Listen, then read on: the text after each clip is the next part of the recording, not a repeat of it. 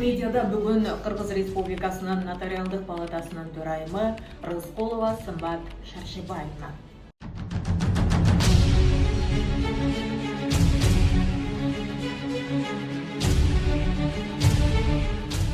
Сымбат Шаршыбаевна, айтсаңыз, сизди эл бүгүн Нотариалдык палатанын төрайымы катары билет. Бул кызматка чейин сиздин кесиптик жолуңуз кандай болгон? Буга чейин эле кесиптик кызматым нотариус болуп эмгектенчүмүн. 2003 жылдан бери ошо жеке лицензия алгандан бери ошо нотариустун кызматын аркалап келгем. Ага чейин болсо биринчи негизги алган билимим бул балдардын психологиясы жана алар менен кандай иштөө деген биринчи окуу жайды ошол жаатында бүткөм. Демек, психолог болгонуңуз үчүн башкарып адамдар менен тил табышып иштегенди да жакшы билет турбайсызбы? Ооба. Андан кийин чоңдордун психологиясы жөнүндө окуу жайды бүттүм. Ал дагы университет бир маалда мэрия менен кызматташтык кылышып, ошондой бир факультет ачышкан 2 жылдык. Ошо чоңдордун психологиясын окуу жөнүндө ошо 2 жылдык окуу жайды бүткөм. Анан бул юриспруденция жаатында бул 3-чү диплом деп айтып койсом болот. Психологиядан юриспруденцияга келип калышыңызга эмне себеп болду? Эгерде билсеңер, 90-жылдары психологияны эч ким деле маани берчү эмес. Ага мындай азыркы күндөй талап жок болчу да. Анан ал мен нан таап жашоомо мындай эч кандай жумуш жок. Ошон мен орношкон жумуштар аз айлык төлөчү. Анан ушул учурларда ошо бир эжекелерим бар болчу, нотариус болуп иштеген. Ошол өзүнүн иштеген нотариалдык конторасына чакырып калды кеңсесинен бизге жардамчы секретарь болуп иштеп бер деп. Анан бир ай ойлонуп иштебесем деп анан макул болуп иштеп, анан ошол нотариат жаатына кирип кеттим да башотум менен. Азыр психологдор кумуш болуп атпайбы? Көп акча таап, коуч болуп, азыр кайра ошол жака барам деген оюңуз жокпу? Жок. Азыр уже башотум менен азыр меники иштеп аткан, аркалап аткан кесибим аябай өзүмө жагат. Азыр ошо мен пенсияга чыгарма, пенсияга да келген убакыт болду уже. Ушу нотариат менен эле жыйынтыктайм го өзүм эмгек жолумду. Нотариус болуп иштеген жылдарыңызда сизге эң чоң сабак берген кандай окуя болду эле? Нотариус болуп иштеген аябай жоопкерчиликтүү кызмат. Аябай акылдаттык менен иштеш керек да. Мен бир эле окуя болду. Мен бир картар жигитим бар болчу, Чечен улутунда. Ошол келип мага кайрылган сайын суранып калчу, эже мен бир керез калтырышым керек деп эле. Мен ойлочумун, сен эми жапжашсың, эмнеге керез калтырасың, эмне шашып атасың деп. Анан 2-3 жолу айтты да, эже мен керез калтырып коеюнчу деп. Анан эле бир күнү мага ушундай суук кабар келди. Ушу өтүп кеткени жөнүндөчү.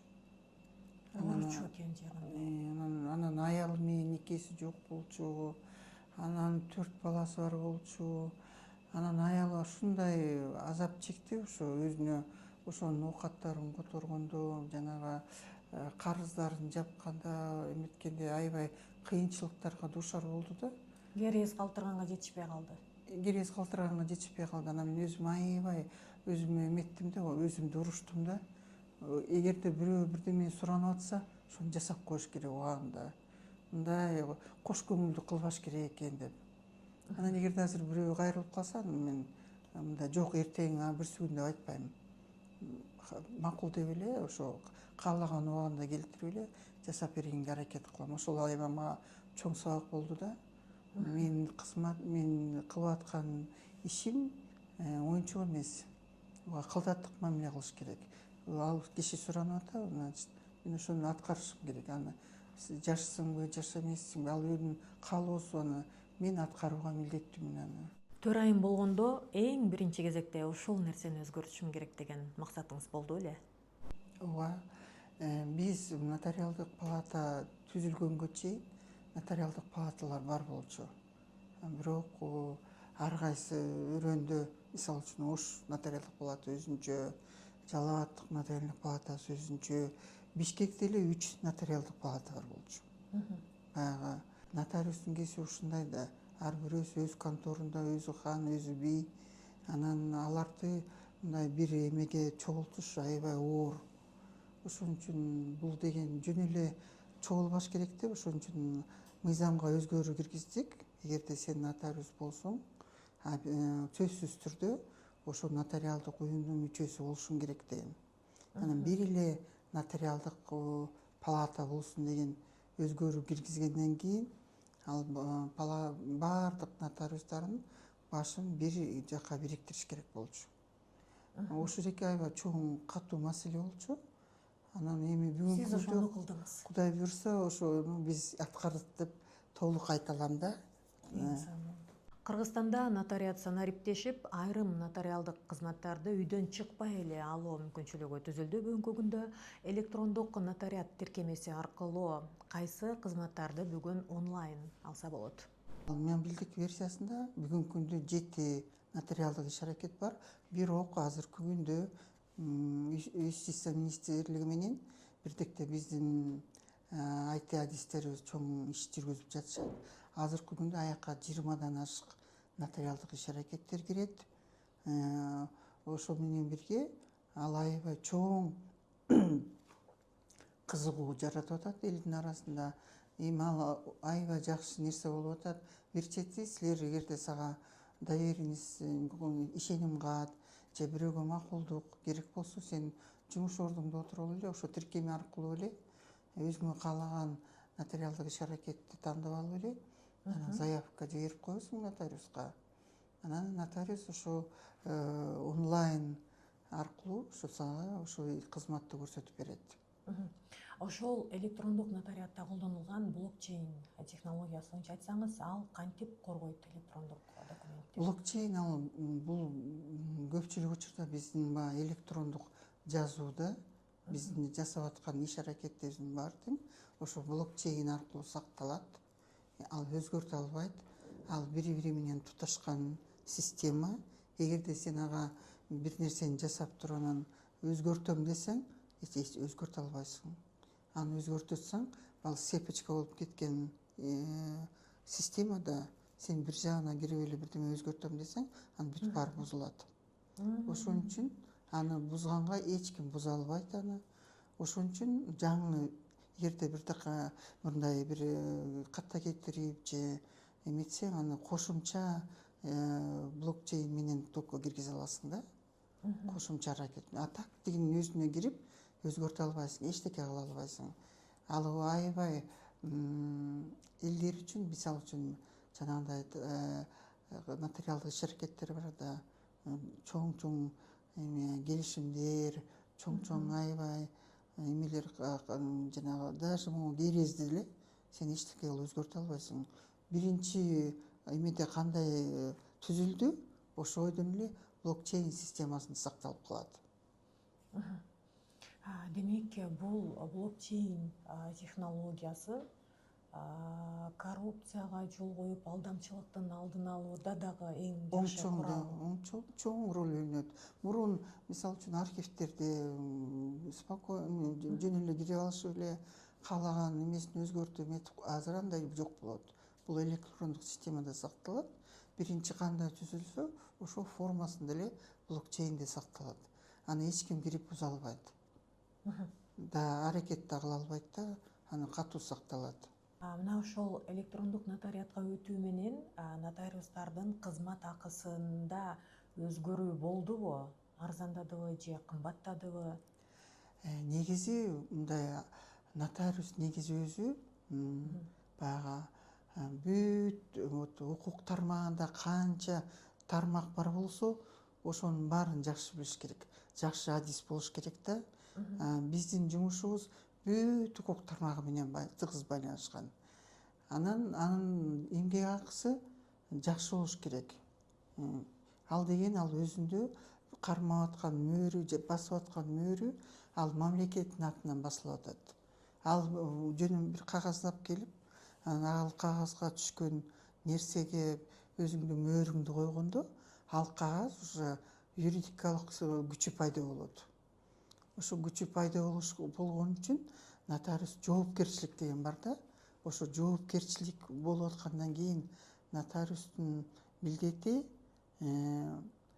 эч жака алданбаш керек, кызыкпаш керек. Ошон үчүн биз Министерство юстициялык менен ошо тарифтерди жасап жатканда, ошо биринчи убакта алардын кызмат акысы жакшы болуш керек. Анан сапаттуу кызмат көрсөтүшү керек калкка. Анан алар азыр эми акырындап көнүп атышат. Бирок анан экинчи көйгөйүбүз биздики. Нотариус өзү салык төлөйт. Салыгы дагы 4%, 6% жакшы салык төлөшөт. Андан кийин ал өзүн өзү каржылайт. Нотариуска мамлекет аркылуу эчтеке келбейт. Ал өзүнүн отурган жанагы ордун, кызматкерлерин, өзүнүн кагаздарын, жанагы техникасын бүт баарын өзү жабдылайт, өзү каржылайт. Ошон үчүн анын кызмат акысы жакшы болуш керек. Ал баарына жетиши керек. Өзүн каржылаганга, кызматкерге төлөгөнгө, арендасын чыгарыш керек. Анан өзүнүн үй бүлөсүн бакканга. Демек, ал өзүнүн эмгек акысынын өлчөмүн өзү аныктайт. Жок, өзү аныктайт деген ал биз атайын Министерство юстициялыгынын ушундай көйгөйлүү суроолор көп жаралып атканда биздин депутаттар да көп ушундай суроо берип атышты. Бирөө мындай көзөмөлдөйбү силердин. Ошон үчүн ошо закондо атайын нормабыз бар. Биз ошо тарифти киргиздик да. Бул кызматтын акысы мынча сомдон ашпаш керек деген болсо, биз ошо юстиция министрлиги менен чогуу иштеп чыгабыз. Бүгүнкү күндө уже жаңы ошо тариф уже иштеп атат. Ошонун чегинен чыкпаш керек нотариустар. Анын ылдыйкы планкасы бар, анан жогорку планкасы бар. Анын ортосунда жүрө беришет. Ошо. Нотариус аркылуу алимент өндүрүү канча сом? Алимент өндүрүү бекер. Бекер. Бирок Жеке менчик нотариустарда дагы, мамлекеттик нотариустарда дагы. Бекер. Мамлекеттик алым 1000 сом. Бирок ал ошо арыз менен кайрылганга жүктөлбөйт. Ал ошо ким алимент төлөсө, ошонун мойнуна жүктөлөт. Жоопкерге жүктөлөт. Жоопкерге жүктөлөт дагы. Нотариус болсо, арыз менен кайрылган убакта эле жана арызды түзүп, жанагы эмени приказды даярдап эметкен, ошон үчүн эле акы алышы мүмкүн. Ал акынын баасы 1000 сомдон аспаш керек. Ушундай тариф бекитилген. Бекитилген бизде. Эң жакшы. Нотариус мыйзам бузганда жаран каяка кайрылып, кантип даттана алат? Эгерде нотариустун иш аракетинде укуктук мыйзам бузуу болсо, анда ал биздин баягы надзорный орган деп коет, Министерство юстицияга кайрылат. Ушундай болду деп. Же болбосо одону укуктук баягы бузуу болсо, мыйзамды бузуу болсо, ал болсо жанагындай эмелерге, сот органдарына, же болбосо милицияга же прокуратурага ошого жазып кайрыла берет.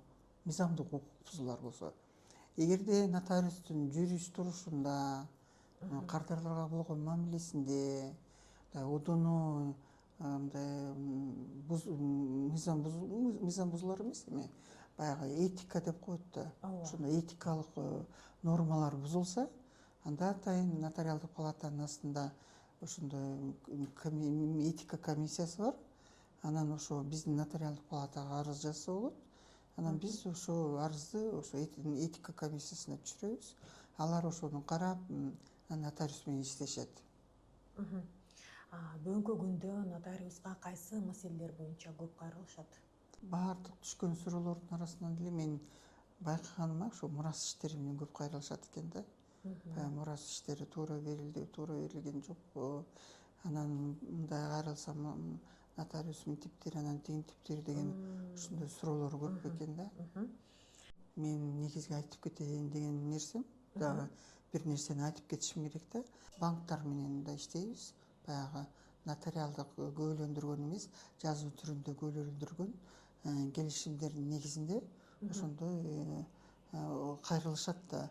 Ошол жактан аябай мени бир таң калтырган маселе болду. Азыр жаштарыбыздын баары тең көтөргөндөр айфондору. Анан баарыбыз тең ошол банктардан карыз калышат экен. Карыз калышып турган төлөбөй жүрө беришет экен да. Аябай көп экен да. Аябай мени ошо таң калтырды. Биздин жаш муун ушундай жоопкерчиликсиз мамиле бул каяктан жаралат? Бул эмне үчүн ушундай көйгөйлөр жаралып атат деп мени ушул аябай таң калтырды да. Ошон үчүн мен ата-энелерге баардык эмелерге айтып келем, балдарды жоопкерчиликтүү тарбиялагыла деп. Ал деген биз каршы эмеспиз. Телефон көтөрсүн, каалаган нерсесин сатып алсын, бирок анын аркасында жоопкерчилик болуш керек. Ал банктын же башка бирөөнүн акчасын алып алып төлөбөй жүрүү деген болбош керек. Же төлөй албайсың, анда албагын. Анда өзүңүн тапкан кирешиңе жараша ошондой телефон алыш керек. Эгерде чоң жакшы телефон көтөргүң келсе, анда төлөп беришиң керек анын акысын.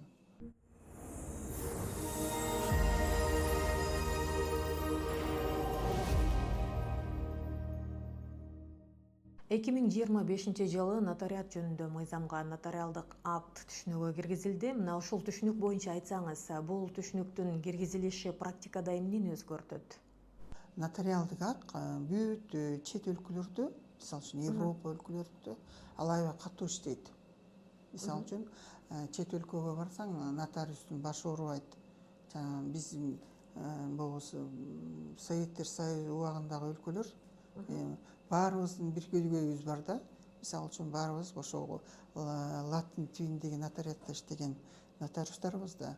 Ошо баарыбыздын бир көйгөйүбүз бир баягы биз жүрөбүз, биз ал маселени чечтик десек болот.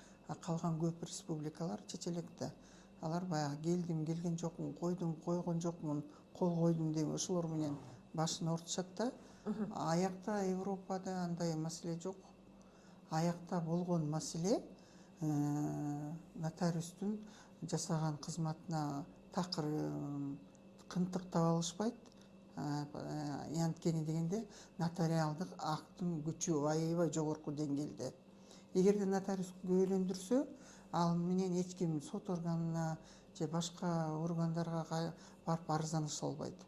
Нотариустун өйрө турабы? Ал уже ал документтин юридикалык акты күчтүү болгондуктан аны эч ким аны жокко чыгара албайт. Биз ал нотариалдык актты азыркы күндө биздин эле профильный мыйзамга киргиздик. Биздин баягы нотариат жөнүндө мыйзамына эле киргиздик дагы. Азыр эми алдыга койгон чоң максатыбыз ошо нотариалдык акты биздин граждандык процессуалдык кодекске киргизсек, граждандык кодекске киргизели деген оюбуз бар. Ал биз жасап жаткан жумуштар аябай ошондой чоң юридикалык күчү болуш керек дагы. Андан кийин биз анан ошо менен нотариустардын жоопкерчиликтерин аябай чоң талап коюшубуз керек. Сен жасап атасың, ал деген юридикалык күчү чоң болгондон кийин сен ошого жооп беришиң керек деп. Кыргызстандагы нотариустардын жаңы муунуна кандай талаптар коюлуш керек деп ойлойсуз? Жаңы муундаргабы? Нотариус болом дегендерге же жалпы эле? Албетте, нотариустарга. Жаңы нотариустарга биз жоопкерчилик. Нотариустун иши биринчи убакта жоопкерчилик. Ар бир жасап аткан кагазыңа, ар бир берип аткан кагазыңа жоопкерчиликтүү мамиле кыл деп. Жоопкерчиликтүү мамиле кыл. Анан экинчиси ошо түзүп берип аткан документтерди баягы чеберчилик менен закон мыйзамдарга айкалыштырып туура түзүп бергиле деп үйрөтүп атабыз. Биздин нотариалдык палатанын эң жакшы жери азыр нотариалдык палатанын астында школа нотариата деген бар. Нотариат мектеби деген. Ошол мектепке ар кандай окууларды биз уюштурабыз. мисалы үчүн кайсы жаатта биз атайын мына нотариустарга суроо беребиз. Кайсы жаатта эмнени окугуңар келет, эмнени үйрөнгүңөр келет деп. Ошол жакта сабак уюштурабыз. Анан ушул жака биздин өзүбүздүн эле такшалган, биз өзү эле нотариус болуп көп, тажрыйбасы көп нотариустарды чакырып ошол жердерге аларга үйрөтүп беришет. Бүтүндөй Кыргызстан сизди көрүп атат. Нотариат тууралуу бир гана нерсени түшүндүрүүгө мүмкүнчүлүк болсо, сиз эмнени айтат элеңиз? Негизги айтып турган нерсем ошо мен баягы биздин нотариалдык палатанын 500дөн ашык мүчөсү бар нотариустар. Анан нотариус байкуштарды эч ким, эч бир мыйзам коргой албайт экен. Бир уруш талаш чыккан жерде эле ким күнөөлүү? Баягы нотариус күнөөлүү. Анан баары тең нотариустун иш аракетинде кантык тапканга аракет кылышат. Биягын туура эмес жасаптыр, мынтип туура эмес жасаптыр депчи. Ошон үчүн нотариустар баягы көпчүлүк учурда таза эле иштешет. Азыркы убакта ого өтөр булардын эмеси күчөп атат да, жоопкерчилиги. Баягы биз электрондук нотариат менен көп немелерди жаратып атабыз. Анан кээ бир жаш өтүп калгандар ойлонуп да атышат бизге ушу керекпи, баягы мен техниканын аркасынан кубалап жете алабыз. Жакшы. Нотариустарга мынтикле дейм, анан алар дагы көп суроо жаратышат. Анан ушуларга мындай элдерге айтат элем, бир нерселерди жасап атканда кичине көңүл бөлүп, анан сырай нотариусту күнөөлөбөй, эки мындай бирдей мамиле кылышса, каяктан кетти деп. Нотариус ал деле окшогон киши да, анда үй бүлөсү бар, эмелери бар. Анан байкуштар жүрүшөт да, тиякка чуркашып, биякка чуркашып. Көпчүлүк учурларда алардын күнөөсү жок да. Жөн эле чуркамай, аягында күнөөсү аныкталбайт. Жүрүшөт да, баягы мен тазамын, мен акмын деп. Канча убактысы кетип атат, канча нерви кетип атат, канча потом кийин жана сот өндүрүш пайда болуп калса, алар жана адвокаттар канча каражаттары кетип атат. Нотариустарга да аяр мамиле келек да. Ушул жагын мыйзамдаштырып, мыйзам аркылуу нотариустардын кызыкчылыгын коргоп коюу боюнча сунуш кылдыңыздарбы? Мыйзамдаштыруу бул татаал нерсе. Мен негизи ойлойт элем, ушу мен уже нотариустарымды үйрөтүп атам. Эгерде силерге ушундай жалган жала жабылып эметсе, кайра ответ бергенди үйрөнөлү деп. Алардын үстүнөн жалган жала жапкандыгы үчүн жалган жала жабылып органдарына атса, кайрылуу. силер кайра арыз жазып, ошого кайра баягы биздин жарандар качан үйрөнүшөт. Кайра эгерде нотариус өзүн актап чыгып, ошондо эмелер арыздар көбүрөөк түшкөндө, анан ойлоно башташат. Мен туура кылып атамбы, туура эмес кылып атамбы деп. Сиз бүгүнкү сымбатка 20 жашыңыздагы сымбатты жолуктурсаңыз, ага эң биринчи кезекте эмнени айтмаксыз? Кандай кеңеш бергенсиз? 20 жаштагы сымбатка айтмакмын, сымбат тилдерди жакшылап үйрөн деп. Англис тилин, Кытай тилин, тилдерди жакшылап үйрөнүп ал деп. Азыркы убакта биздин жумушубуз менен иш сапарга чыгып, ар жака барып атабыз, анан ушу тилден кыйналып атабыз да. Бул биздин бүгүнкү күндө бизди көрүп аткан баардык эле жаштарга айтыла турган сөз болду. Айтам, биринчи очередте айтам, мен өзүм ушу психолог катары билем да, мындай кабыл кээ бир эмес балдарда 7 жашында, 15 жашында кабыл алуу аябай күчтүү болот. Ошол учурду туура пайдаланыш керек. Ата-энелерге да айтат элем, ушу тилди үйрөткүлө депчи. Бала өзүнүн оюн ар бир тилде жакшы жүгүртүш керек да. Эми мен балдарыма да талапты койгом. Азыр чөтөң эркин сүйлөшөт англис тилинде. Сиз үй бүлөңүздө кандайсыз? Мисалы, жетекчи айымдар көбүнчө биздин коомдо ошол үй жумушундагы өзүнүн башкаруучулук сапаттарын үй бүлөсүндө дагы көрсөтүп, басым кылган жагдайлар кездешет экен да? Жок, андай жок. Андай жок. Андай жок. Мен эң негизгиси 3 балам бар. Алар баары тең уже бойго жетип калышкан. Эң улуу уулум 31 жашта, андан кийинки уулум 22-де, анан кызым 19 жашта. Анан ушулардын кичинекей кезинен эле өз алдынча баягы чоң киши менен кандай мамиле кылса, ошондой сүйлөшүп, ошондой үйрөткөм да. Мен бир эле чоң талабым болчу аларга сабакты жакшы окугула деп. Сабакты жакшы окугула, китепти көп окугула деп. Анан ошо мен ошо эң улуусу улуу балам менен кичүү кызым аябай көп көңүл бөлүп жүрмүн.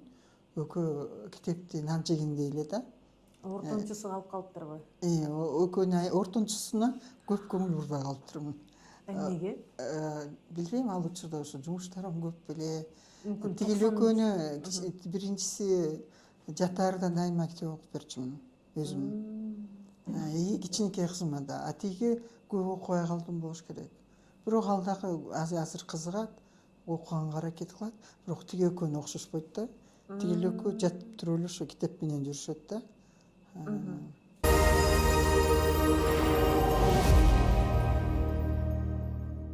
Эми 7 августта болуп өткөн Кыргызстандагы эл аралык иш-чара боюнча айтсаңыз, анын максаты, маңызы? Эгерде унутуп калбасаңар, былтыр 25-жылы 2-октябрда биз атайын Германия өлкөсүнө учуп барганбыз, нотариалдык палата.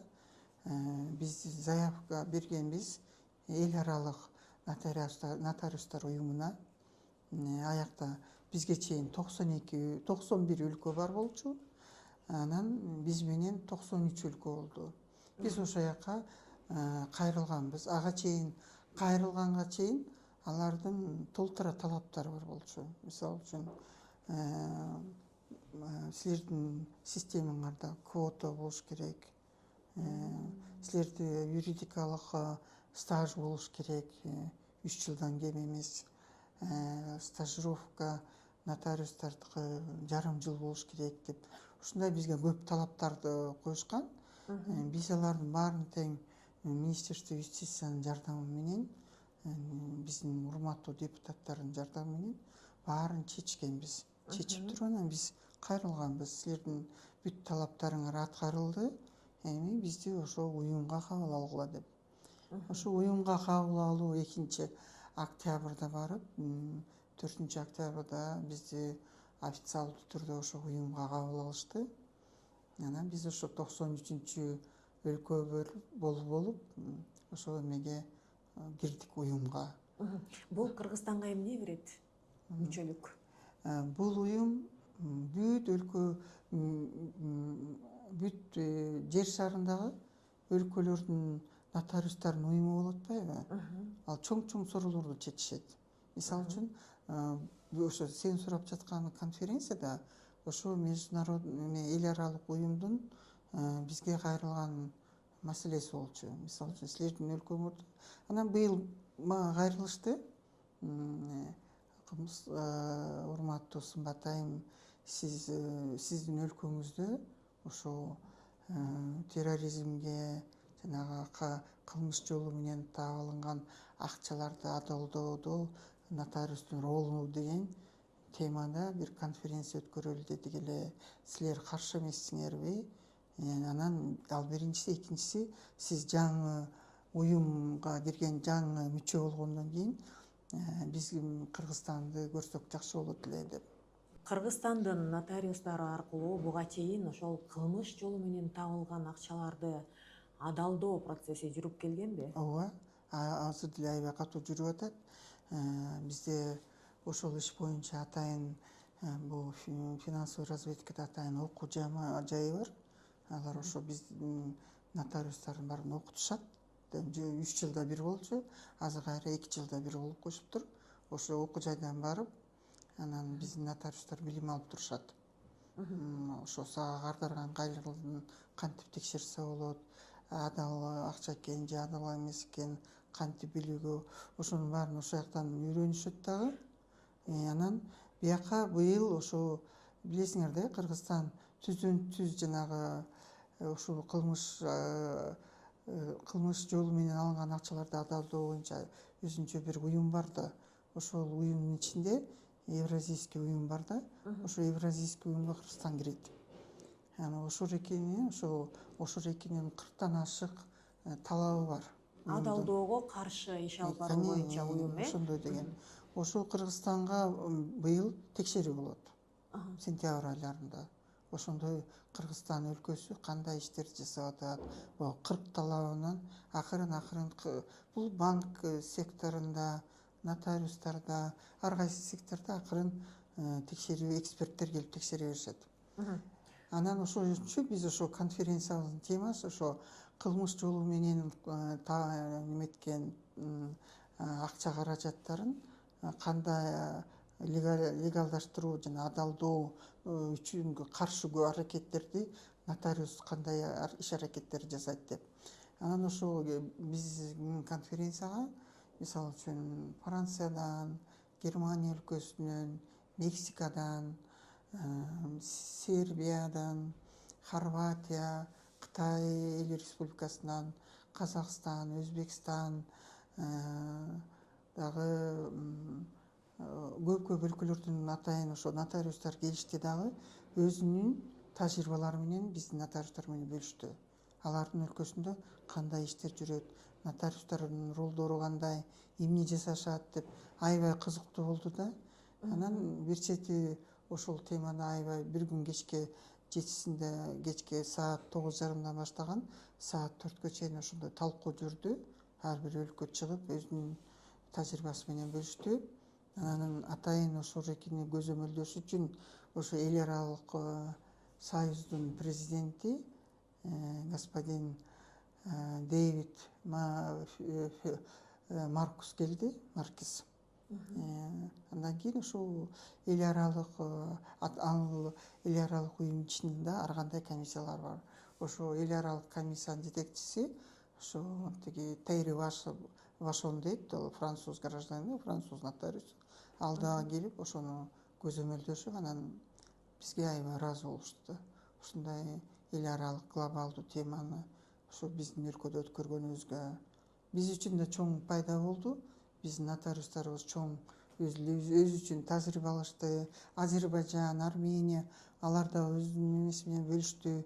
Кээ бир суроолор бизде жаралып жаткан ошолорго жооп таба албай атканбыз да. Анан аларды угуп, анан биз да ойлонуп калдык, биз туура эле алып атыптырбыз деп. Тажрыйба алмашуу, кызматташуу боюнча кеңири сүйлөшүп баарлаштык да. Демек, сиз айтканда биздин нотариустар билбестик менен адалдап келген ошол кылмыш жолу менен алынган акчаларды, же арасында билип дагы ошол ишти кылгандар болгонбу? Эми ал деген баягы историясын, тагдырын биз билбейбиз да. Биздин нотариустун суроосу кардарга суроо бериш керек да. Сиз кайсы жол менен бул акчаны тапкансыз деп. Ошол экинде мисалы үчүн биз ошол жерге жакшы эмеге коюп койсок, мисалы үчүн жанагы булар каякта болот? Мындай булар деген жанагы юридикалык жактар түзүлгөндө, бири-бирине юридикалык жактар өзүнүн үлүшүн өткөрүп берип атканда, же болбосо бирөөгө карыз акча берип атканда, же болбосо чоң суммада акчаларга үйлөрдү же мүлктөрдү сатып алып атканда нотариус көрөт да. Мисалы үчүн эгерде үйдүн баасы 100 миң, 200 миң болсо, анан тиги кардар 400-500 миң деп жасап атса, анан суроо туулат да. Эмне үчүн андай көрсөтүп атасыңар? Эмне үчүн мындай айырмасы бар булардын деп. Ал суроо түздөн түз суроо жаралыш керек. Эмне үчүн ал ошол эки баягы акчаларды алдалаш үчүн алар ошондой кылышат да. Ошондой көп схемалар бар да.